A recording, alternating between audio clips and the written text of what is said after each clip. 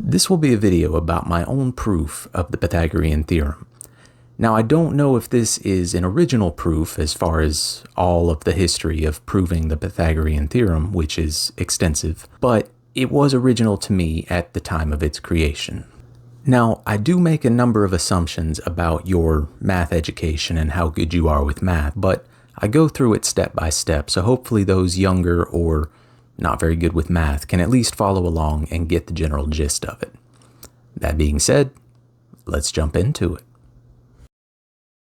We have the equation a squared plus b squared equals c squared, and we have our right triangle.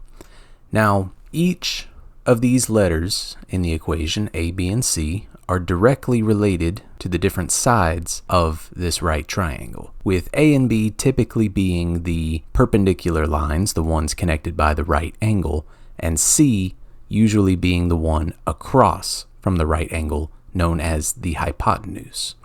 Before we begin, though, let's go over a couple of quick things, just in case it's been a little while since you've had a math class.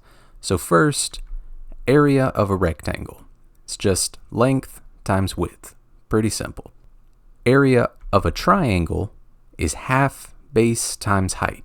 You can also think of this as being pretty much just half of the area of a rectangle.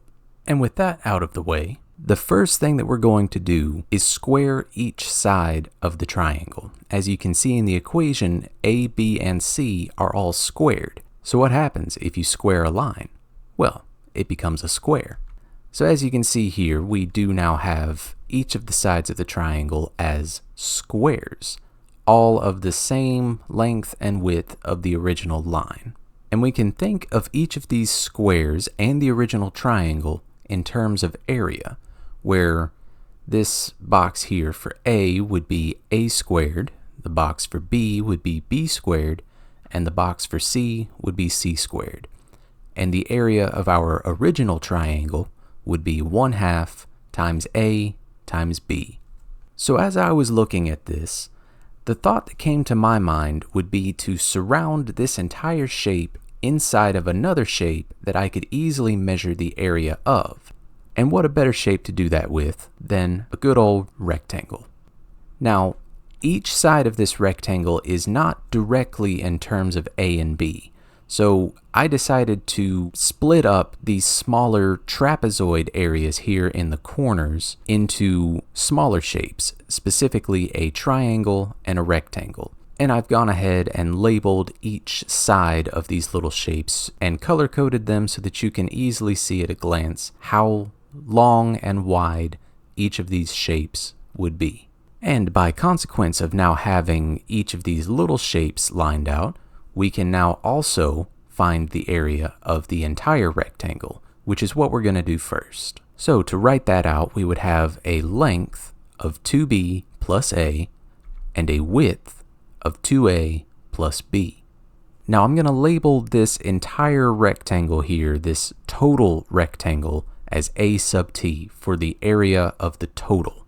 So all we need to do now is plug length and width in. And both length and width are what are called binomials. And a method that I learned for binomial multiplication when I was in middle school was called the FOIL method, meaning first, outer, inner, last.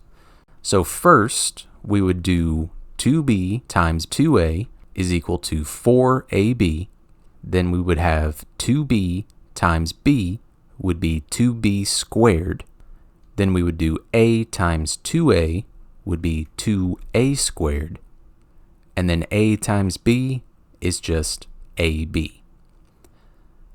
Now we can simplify this a little bit further, as we can see we have an ab just chilling by itself there at the end and a 4ab at the beginning. So we can just combine those together. So we would be left with 5ab plus 2a squared plus 2b squared as the area of the total rectangle. So what we need to do now is find the areas of all of the little shapes in this rectangle. So as we discussed earlier, our three squares are just a squared, b squared, and c squared. And then our original triangle was 1/2 times a times b. You could also think of that and rewrite that as ab over 2.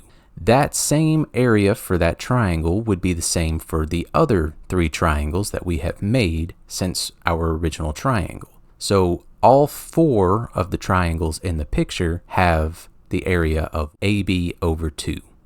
And then our 3 rectangles that we have in the corners are the same thing of just A times B, or AB. So now what we would need to do is add up all of these little areas other than C squared.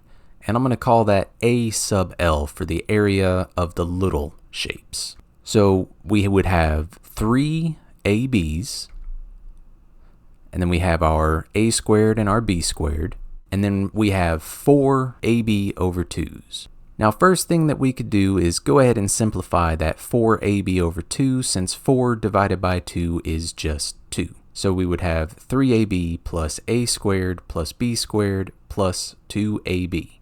And just like before, we can combine that 2AB with our 3AB at the beginning, so that we would just have 5AB plus A squared plus B squared.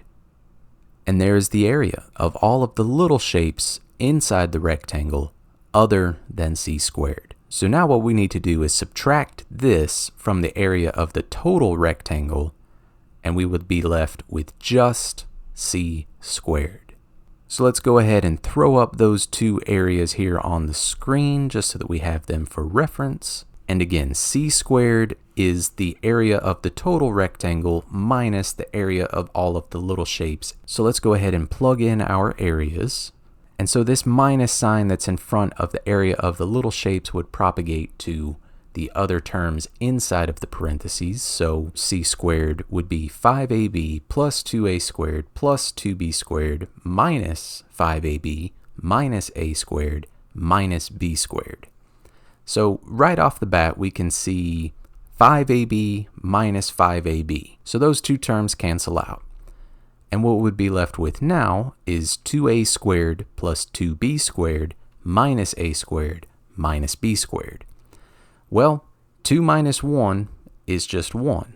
So 2A squared minus an A squared is just 1A squared. And 2B squared minus B squared is just B squared. So what is C squared? It's just A squared plus B squared. And that proves the Pythagorean theorem.